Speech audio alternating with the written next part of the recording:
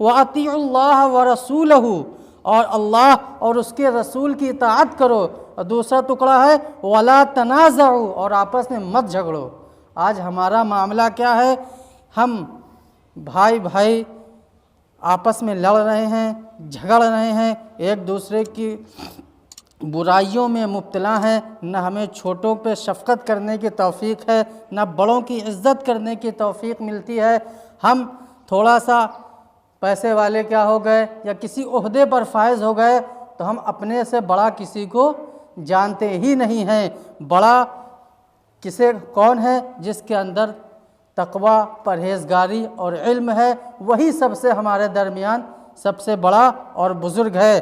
تو اللہ تعالیٰ ارشاد فرماتا ہے وَأَطِیعُوا اللَّهَ وَرَسُولَهُ، اللہ اور اس کے رسول کی اطاعت کرو، وَلَا تَنَازَعُوا، اور آپس میں مت جھگڑو، فَتَفْشَلُوا وَتَذْهَبَ رِيحُكُمْ وَاصْبِرُوا، اور اس کے رسول صلی اللہ علیہ وسلم کے آپس میں نہ جھگڑو ورنہ تم کم ہمت ہو جاؤ گے۔ جب تم آپس میں جھگڑو گے تو اس کا نقصان کیا ہوگا؟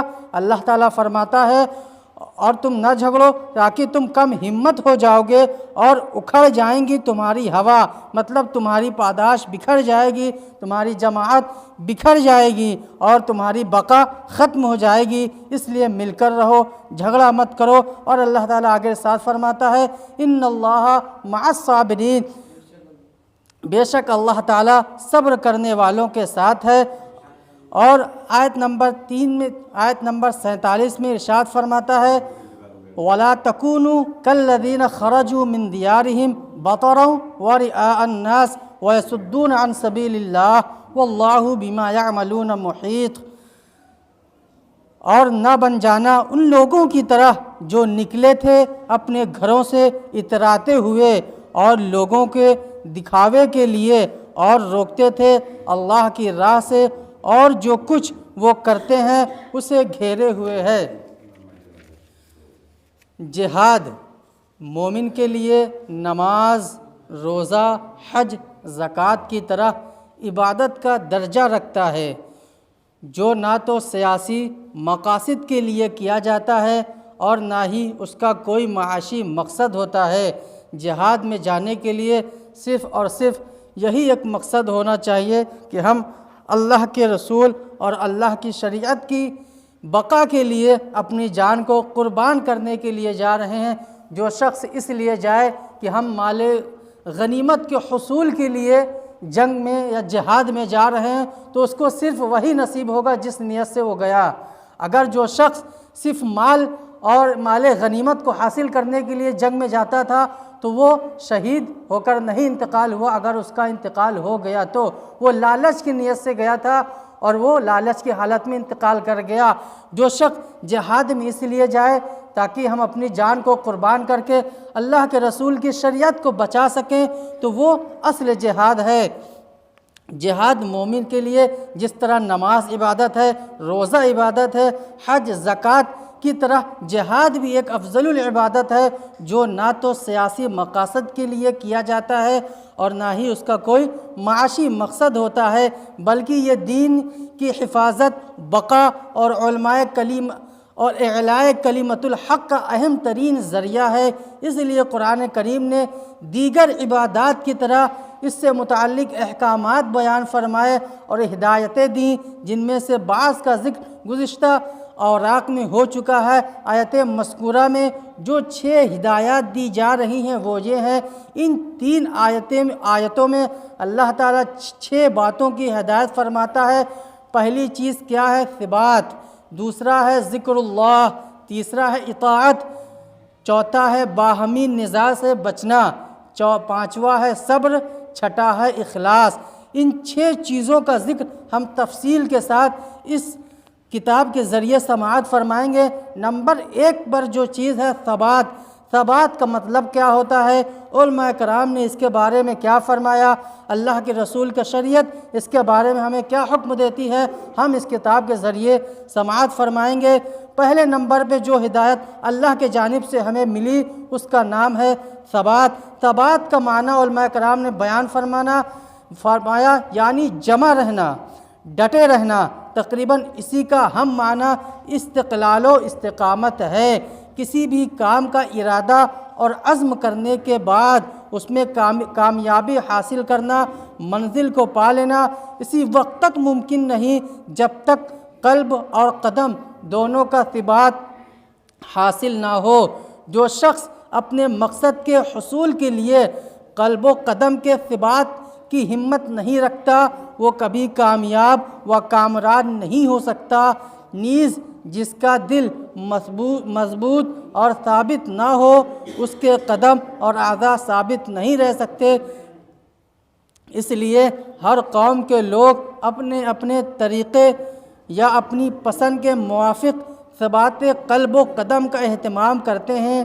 آپ نے دیکھا ہوگا بعض لوگ سخت کام کرتے وقت گانا، میوزک سنتے جاتے ہیں، جس سے انہیں تھکن کا احساس کم ہوتا ہے اور بڑے سے بڑا کام کر گزرتے ہیں۔ جن مسلمانوں کو قرآن کریم، نعت رسول صلی اللہ علیہ وسلم یا علماء کی تقریر سے شغف ہوتا ہے اور دلچسپی ہوتی ہے، وہ کیسٹیں بجاتے رہتے ہیں اور اپنا کام کرتے رہتے ہیں۔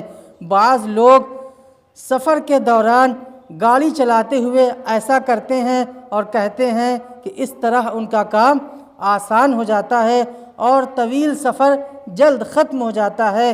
یہ سب ثبات قلب و قدم کے ذرائع ہیں جنہیں اختیار کیا جاتا ہے۔ تمام کاموں میں سب سے دشوار کام دین پر عمل اور دین کی اشاعت و حفاظت کا کام ہے، جس میں کامیاب ہونا بغیر ثبات کے ممکن نہیں۔ اللہ رب العزت جل مجدہ کا ارشاد ہے، وَلَوْلَا أَن ثَبَّتْنَاكَ لَقَدْ كِدتَّ تَرْكَنُ إِلَيْهِمْ شَيْئًا قَلِيلًا، اگر ہم نے آپ کو ثابت قدم نہ رکھا ہوتا تو آپ ضرور مائل ہو جاتے ان کی طرف کچھ نہ کچھ۔ اگر ہم بواسطہ نبی مکرم علیہ السلام اللہ کا اہل ایمان پر یہ خصوصی فضل و کرم ہے کہ اس نے انہیں راہ راست پر ثبات قلب و قدم کی دولت سے نوازا ہے، اور نہ اس راہ پر قائم رہنا بہت دشوار تھا۔ مزید وضاحت سے فرمایا گیا، یثبت اللہ الذین آمنوا بالقول الثابت فی الحیاۃ الدنیا وفی الآخرہ ویضل اللہ الظالمین ویفعل اللہ ما یشاء۔ ثابت قدم رکھتا ہے اللہ اہل ایمان کو اس پختہ قول کی برکت سے دنیاوی زندگی میں بھی اور آخرت میں بھی، اور بھٹکا دیتا ہے اللہ زیادتی کرنے والوں کو، اور کرتا ہے جو چاہتا ہے۔ اللہ تعالیٰ قادر مطلق ہے، جو چاہتا ہے کرتا ہے۔ یہ کلمہ طیبہ کی برکت ہے کہ اس سے ثبات قدم نصیب ہوتا ہے کہ ہر حال اور ہر مقام پر اپنے مقصد مقدس کی تکمیل کے لیے جم جانا مومن کی شان ہے، اور اللہ اپنے فضل و کرم سے بعد موت بھی مومن کو یہ نعمت عطا فرماتا ہے جو اس کی اخروی نجات کا ذریعہ بنتی ہے، جیسا کہ حضرت براء ابن عازب رضی اللہ عنہ کی ایک روایت ہے۔ نبی مکرم علیہ السلام نے بتایا، قبر میں ایک مسلمان سے اس کے رب، اس کے رسول صلی اللہ علیہ وسلم اور اس کے دین کے متعلق سوال کیا جاتا ہے تو وہ جواب میں کہتا ہے، اشہد ان لا الہ الا اللہ واشہد ان محمدًا رسول اللہ، اور یہی اللہ کا ارشاد ہے، یثبت اللہ الذین آمنوا بالقول الثابت فی الحیاۃ الدنیا۔ اسی آیت کریمہ کی روشنی میں حضرت عثمان رضی اللہ تعالی عنہ سے مروی ایک روایت ہے کہ حضور علیہ السلام کا یہ معمول تھا، جب میت کو دفن کر کے فارغ ہو جاتے تو اس کی قبر کے قریب کھڑے ہوتے اور فرماتے، استغفروا لأخیکم ثم صلوا لہ تثبت فإنہ الآن یسأل۔ اپنے بھائی کے لیے مغفرت طلب کرو اور اس کے لیے ثبات کی دعا کرو، کیونکہ اب اس سے سوال کیا جائے گا۔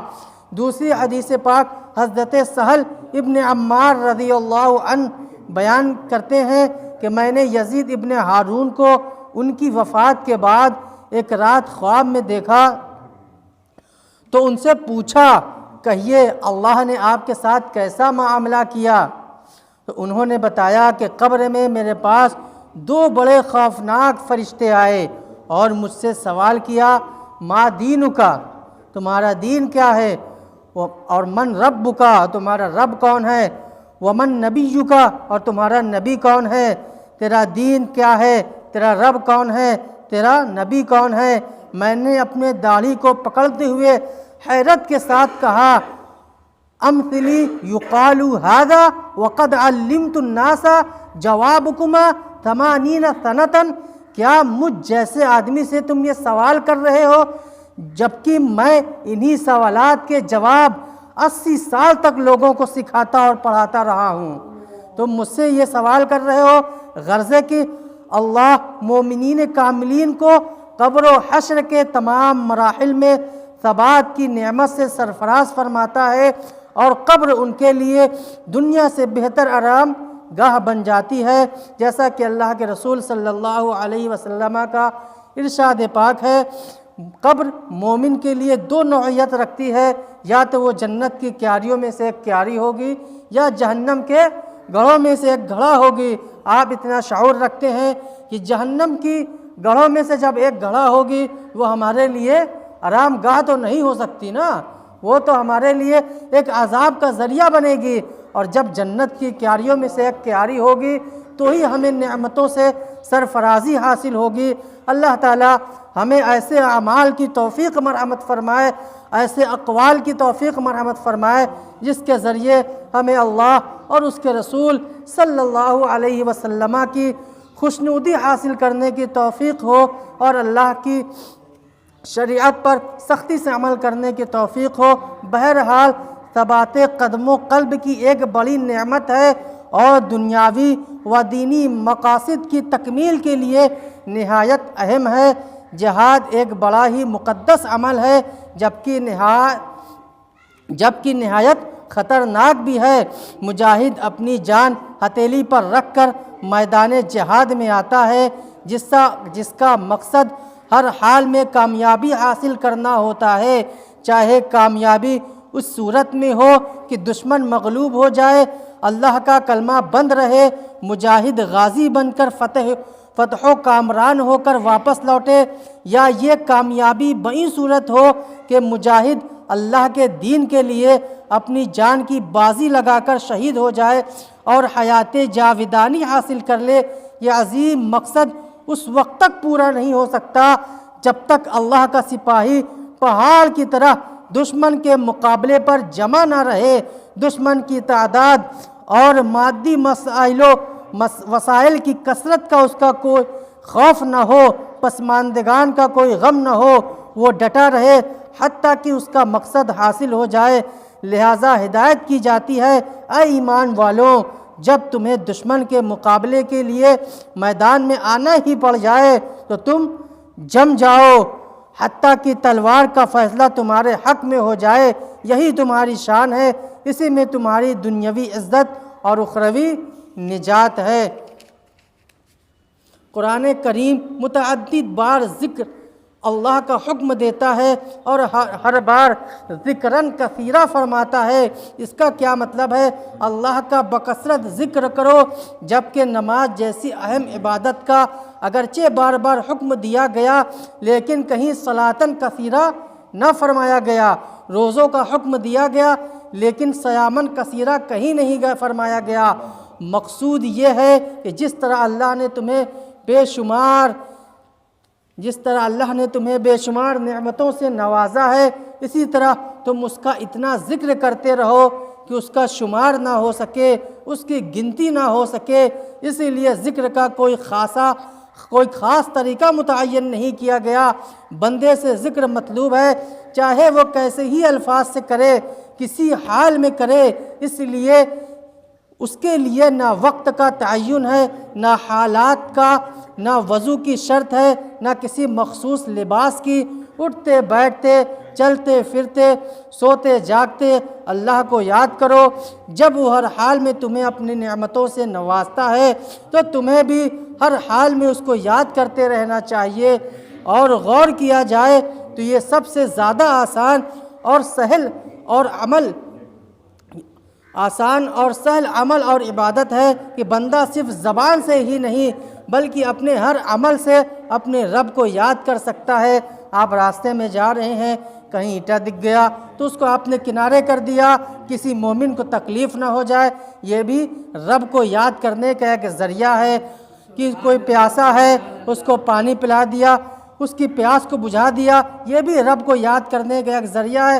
اسی طرح بہت سے ذرائع، بہت سارے وسائل ہیں جس کے ذریعے ہم ہر حال میں ہر وقت اپنے اللہ کی ذکر کو کر سکتے ہیں، بجا لا سکتے ہیں۔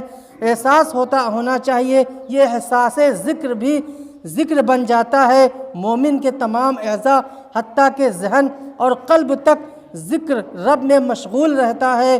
اس نے کوئی بھی کام کرنے کا ارادہ کیا اور یہ خیال آیا کہ میں جو کچھ کر رہا ہوں اللہ کی توفیق اور اس کے فضل سے کر رہا ہوں، یہ خیال بھی ذکر ہے۔ پس اگر غور کیا جائے تو جملہ عبادات اعمال اس نے کوئی بھی کام کرنے کا ارادہ کیا اور یہ خیال آیا کہ میں جو کچھ کر رہا ہوں اللہ کی توفیق اور اس کے فضل سے کر رہا ہوں، یہ خیال بھی ذکر ہے۔ اس طرح آپ نے خیال کیا ذکر کرنے کا، آپ نہ بھی کر پائے، کسی کام کی وجہ سے بھول گئے، تو بھی اللہ تعالیٰ اس خیال کی برکت سے آپ کو وہ عمل کرنے کا ثواب عطا فرمائے گا۔ مثال کے طور پر علماء کرام نے فرمایا، جو شخص رات کو سوتے وقت یہ نیت کرے کہ مجھے فجر کی نماز با جماعت ادا کرنی ہے، اور وہ شخص کسی مجبوری کی وجہ سے شریعت نے جس کی اجازت دی ہے اس مجبوری کے تحت اگر وہ نماز ادا نہ کر سکا اور بعد میں اس نے قضا نماز ادا کری تو اللہ تعالیٰ اس کو نماز ادا کرنے کا ثواب عطا فرمائے گا با جماعت۔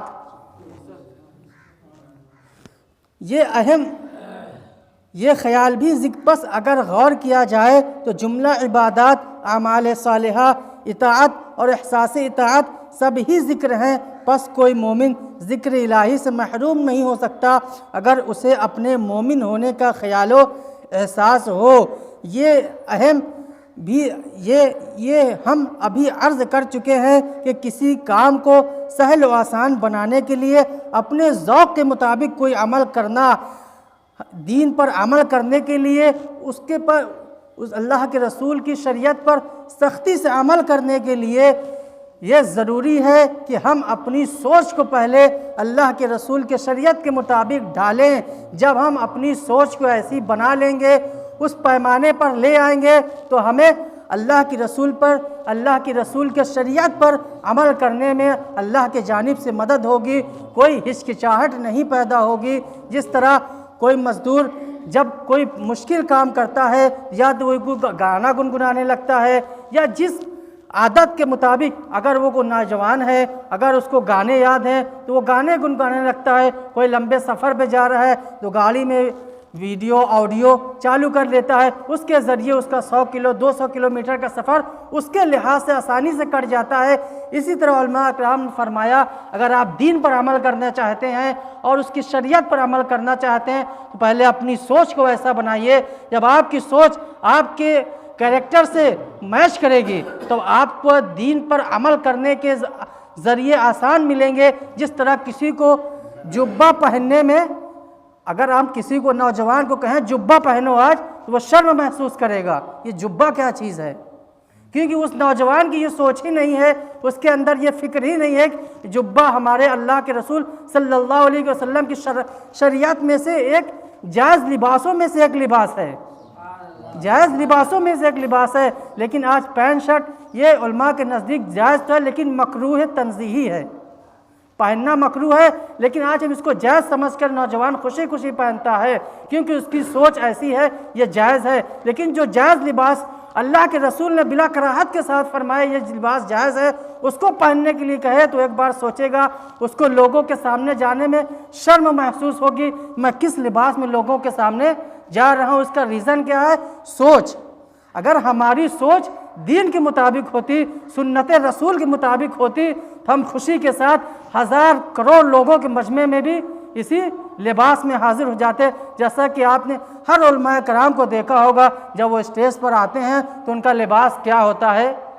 جبہ، صافہ، امامہ، سنت رسول کے مطابق حاضر ہوتے ہیں. ان کو کیوں شرم نہیں ہوتی؟ کیونکہ بچپن سے وہ اسی ماحول میں پیدا ہوئے، پڑھے لکھے، تو ان کے اندر یہ سوچ آ جاتی ہے، پھر وہ شرم اور وہ چیز جھجک ختم ہو جاتی ہے.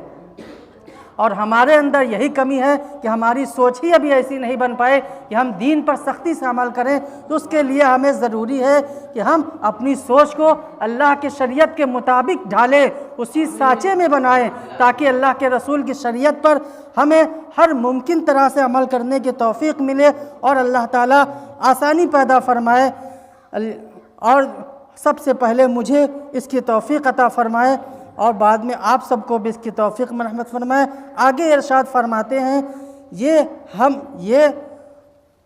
ہم ابھی عرض کر چکے ہیں، کسی کام کو سہل و آسان بنانے کے لیے اپنے ذوق کے مطابق کوئی عمل کرنا انسان کی فطرت ہے. جب ہمارے ذوق کے مطابق ہمارا ذوق، ہمارا شوق نماز پڑھنا ہو جائے گا، روزہ رکھنا ہو جائے گا، عبادت کرنا ہو جائے گا، غریب لوگوں کی مدد کرنا ہو جائے گا، بے سہارا لوگوں کی مدد کرنا ہو جائے گا، راستے پہ چلتے وقت کنکڑوں کو صاف کرنا ہو جائے گا، لوگوں کی پریشانی کو دور کرنا ہمارا یہ مقصد ہو جائے گا، اپنے گھروں سے بیماریوں کو، گناہوں کی عادتوں کو، اپنے گھر والوں کو اس عادت سے بچانے کا ذوق پیدا ہو جائے گا، تو ہمیں یہ دقت نہیں ہوگی. ہم ہر حال میں یہ کوشش کریں گے.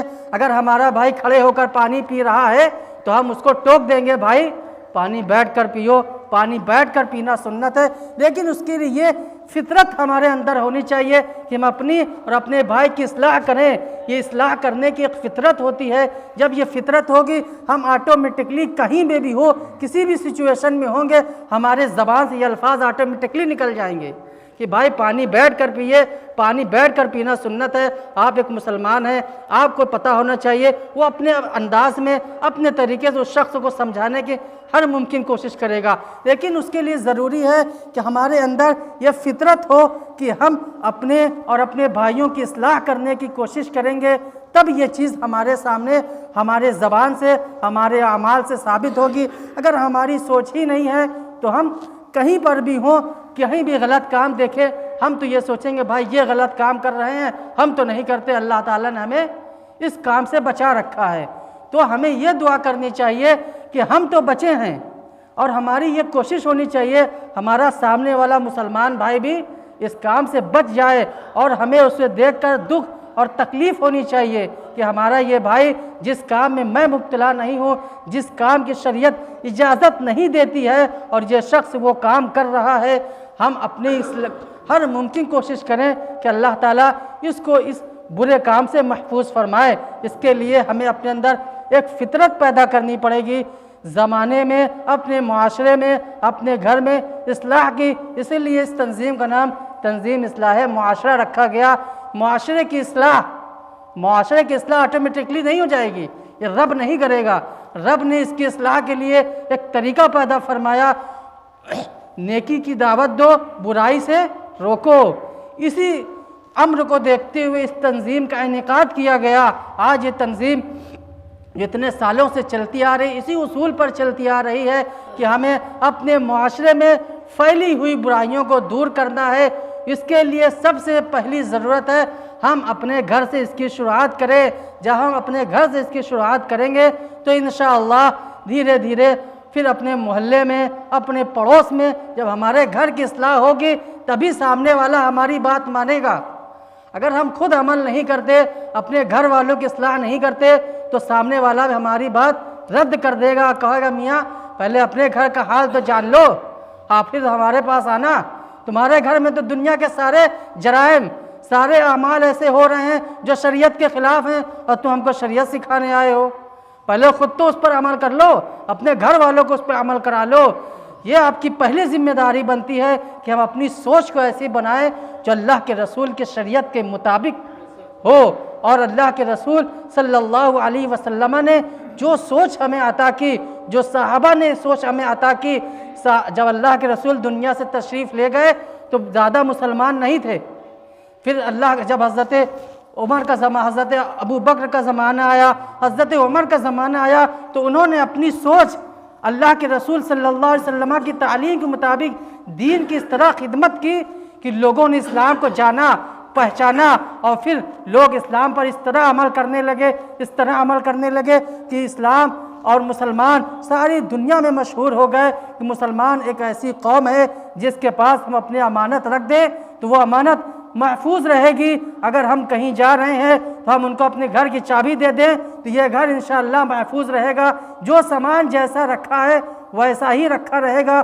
کوئی مسلمان کہیں سفر پر جا رہا ہے، کوئی ایک ایسا شخص مل گیا جو اکیلا تنہا ہے، اس نے مسلمان کو دیکھا تو اس کے دل میں یہ راحت پیدا ہو جاتی تھی، اللہ کا شکر ہے کہ سامنے میرے مسلمان بیٹھا ہے، یا مجھے ایسا ساتھی مل گیا ہے جو یقیناً میری حفاظت فرمائے گا، میرے ساتھ کچھ غلط نہیں ہونے دے گا.